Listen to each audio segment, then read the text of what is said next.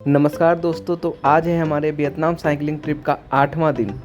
तो आज के इस रोमांचक ब्लॉग में हम एक नई जर्नी की शुरुआत करेंगे और 8 घंटे की ट्रेन जर्नी के बाद हम फाइनली पहुंच चुके थे हुए, वियतनाम का एक बेहद ही खूबसूरत और ऐतिहासिक Sau शहर। đó sẽ tiếp tục chuyển bánh. Nếu không cần thiết, đề nghị quý khách không nên xuống ga để tránh nhỡ tàu. Để giữ vệ sinh chung, đề nghị quý khách bỏ các giấy sát, thức ăn. Ladies and gentlemen, the train has taken you to Huế. Passenger whose ticket to Huế, please kindly check your luggage. In other mode. और यहाँ पे हम train से उतरने के बाद हम अपनी साइकिल लेने के लिए गए। चूँकि हमने निन्विन में अपनी साइकिल को लोड कर दिया था, बट इस ट्रेन में नहीं, वो किसी और ट्रेन में आई थी। और अभी हम जा रहे हैं अपने साइकिल को लेने, और ये रही हमारी साइकिल। और यहाँ पे पार्सल रूम से हमने अपनी साइकिल कलेक्ट की और बहुत ही सिंपल प्रोसीजर था, ज़्यादा कोई भी दिक्कत नहीं हुई। और हमने अपनी साइकिल कलेक्ट करने के बाद हम यहाँ से निकल चुके थे अपने होम स्टे की तरफ। और ये जो नदी आप देख रहे हैं, ये इस नदी का नाम है परफ्यूम रिवर। और हमने जो होम स्टे बुक किया था वो booking.com से किया था, और उसका डिस्टेंस अप्रोक्सीमेट 6 to 7 किलोमीटर था हमारे रेलवे स्टेशन से। और अभी हम होम स्टे की तरफ ही जा रहे हैं। और ये शहर बहुत ही खूबसूरत दिख रहा था और काफ़ी साफ़ सुथरी भी थी। जैसा कि हमने हनोई में देखा था, टू मच क्राउड, बट यहाँ पे क्राउड भी एकदम नहीं था। और इस ब्रिज पे खड़े होकर के परफ्यूम रिवर को देखना एक अलग ही अनुभव था और बहुत ही ब्यूटीफुल दिख रहा था। और अभी हम धीरे धीरे अपने होम स्टे की तरफ बढ़ रहे थे। ये कोई पुराना फोर्ट जैसा था। और यहाँ की सही बताऊँ, वियतनाम में मुझे सबसे अच्छी चीज़ लगी कि यहाँ का साफ़ सुथरा परिवेश, लोग इतनी केयर करते हैं, अपने आसपास की जगह को इतना साफ़ सुथरा रखते हैं। It's just amazing. और फाइनली हम पहुँच चुके थे अपने होम स्टे जो हमने बुक किया था। और इस होम स्टे का प्राइस था 2.5 लाख डोंग, अप्रोक्सीमेट 800 रुपीज़। और जैसे ही हम अंदर गए, दो छोटे छोटे प्यारे से बच्चे ने मुस्कुराकर हमारा स्वागत किया और उनकी क्यूटनेस ने पूरे सफ़र की थकान को पल भर में गायब कर दिया।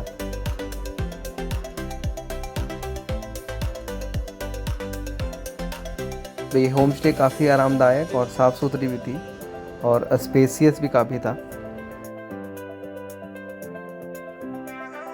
और फ्रेशन अप होने के बाद हम निकल पड़े थे हुए द हिस्टोरिकल सिटी को एक्सप्लोर करने के लिए। और आपको मैं बता दूं, हुए जो था 1802 से 1945 तक वियतनाम की कैपिटल हुआ करती थी और इसको इम्पेरियल सिटी भी बोलते हैं।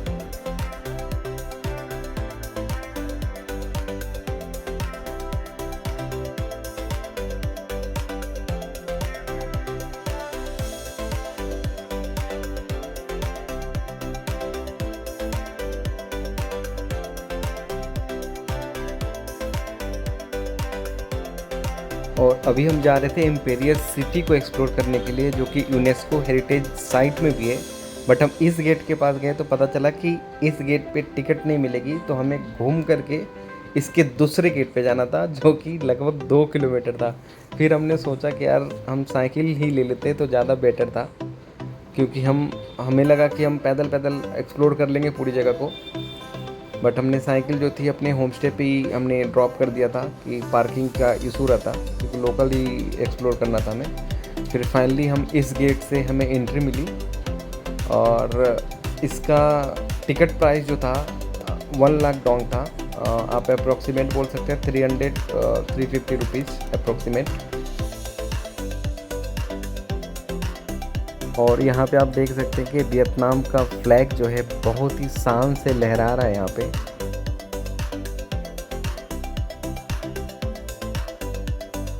और हुए की इम्पेरियल सिटी में कदम रखते ही आपको ऐसा लगता है कि आप सीधे इतिहास में पहुँच गए। और यहाँ पे हमें एक कपल दिखे जो कि ट्रेडिशनल ड्रेस में थे और सच में बहुत ही खूबसूरत लग रहे थे। तो अनुकूल अंकल ने बोला यार एक फ़ोटो तो बनती है, तो मैंने बोला कि हाँ एकदम। हुए की इम्पेरियल सिटी को 19वीं सदी में बनाया गया था और आज ये यूनेस्को की वर्ल्ड हेरिटेज साइट में शामिल है।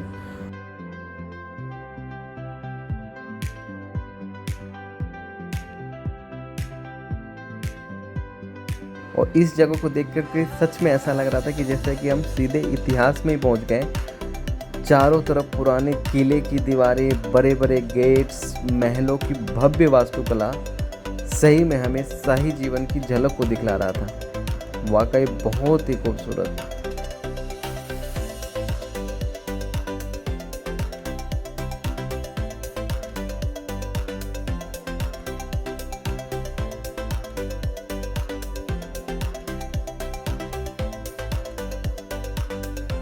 और यह जो सामने बड़ा सा हॉल जो दिख रहा है वो इस पैलेस का नाम था थाई हुआ पैलेस।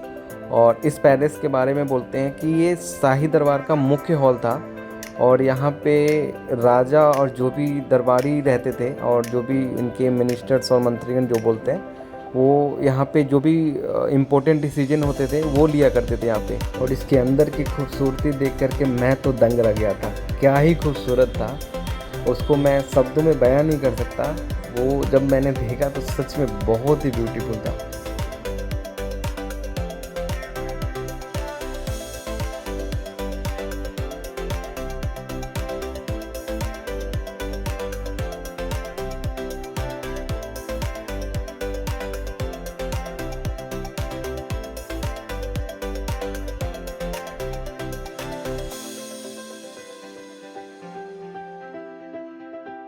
तो चलिए अब हम इम्पेरियल सिटी की खूबसूरती को साथ में मिलकर निहारते हैं।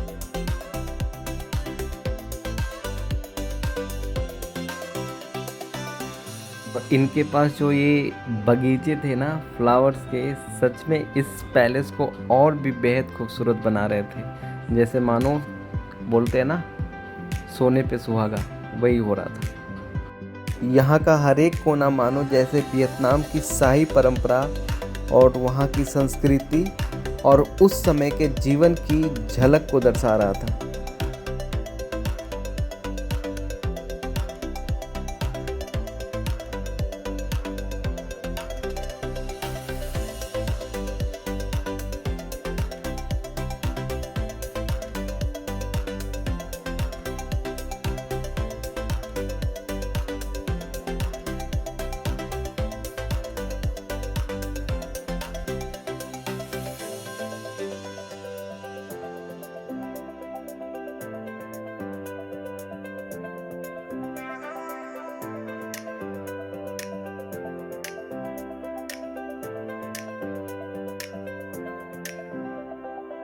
और लगभग 2-3 घंटे का हमारा एक्सपीरियंस काफ़ी अच्छा रहा। और हम अब इम्पेरियल सिटी एक्सप्लोर करने के बाद हम वापस जा रहे हैं और हमारा जो भी नेक्स्ट स्टॉप होगा इंसेंस विलेज है यहाँ के पास में, वहाँ पे जाएंगे। अभी तो फ़िलहाल हम जाएंगे अपने होम स्टे, फिर वहाँ से साइकिल पिक करेंगे, देन इंसेंस विलेज जाएंगे और वो अप्रोक्सीमेट 8 किलोमीटर है।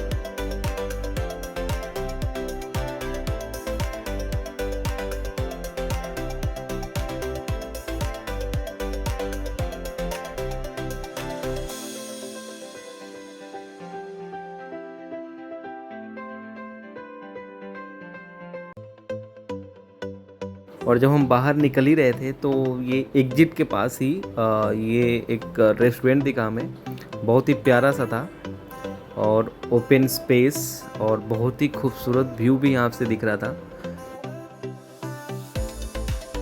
तो हमने यहाँ पे थोड़ा टाइम स्पेंड किया और कॉफ़ी पी और कॉफ़ी पीने के बाद फिर हम अपने आगे की जर्नी के लिए निकल पड़े थे और अभी हम जा रहे थे इंसेंस विलेज, जो कि जैसा कि मैंने बताया था यहाँ से 8 किलोमीटर का डिस्टेंस है।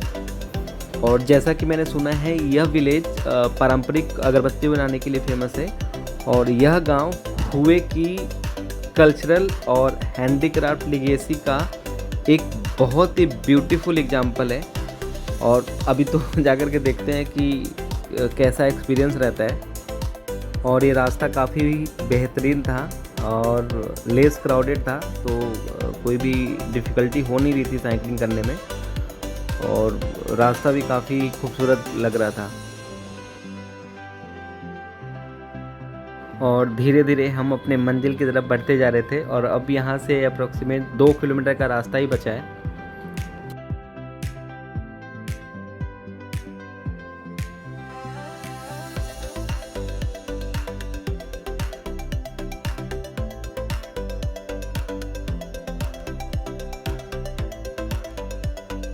और ये जो आप बस देख रहे हो ये हॉप अप बस है।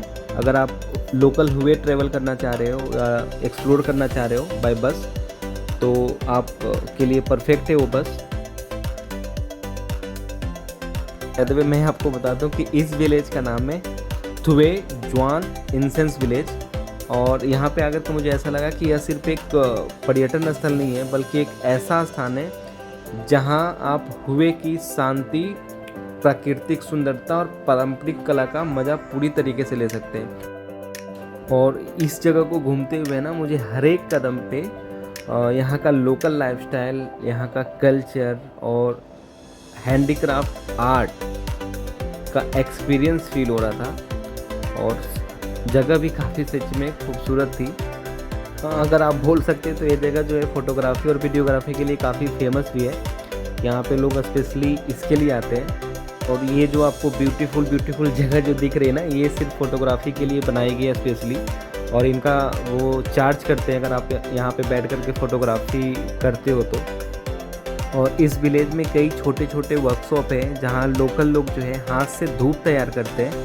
और आप यहाँ पे देख सकते हैं कि किस तरीके से लकड़ी को काटा जाता है और उसके बाद फिर ये धूप बनाते हैं। और आज का टूर हमारा लगभग ख़त्म हो चुका था और हम वापस जा रहे थे अपने होम स्टे की तरफ।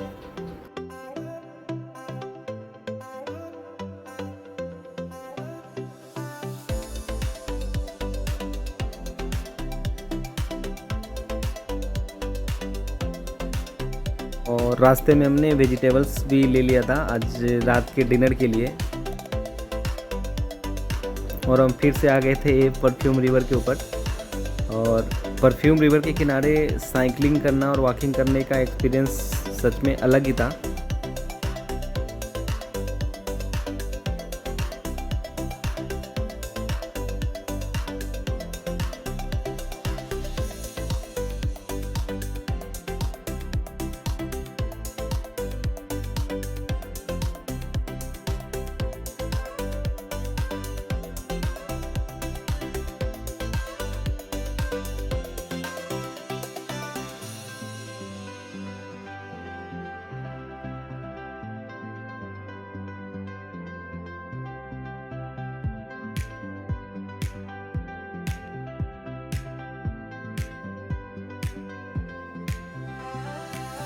तो आज का सफ़र हमारा यहीं तक का था और फिर मिलते हैं कल एक नए सफ़र पे, एक नए रोमांच पे। तब तक के लिए टेक केयर, सी यू।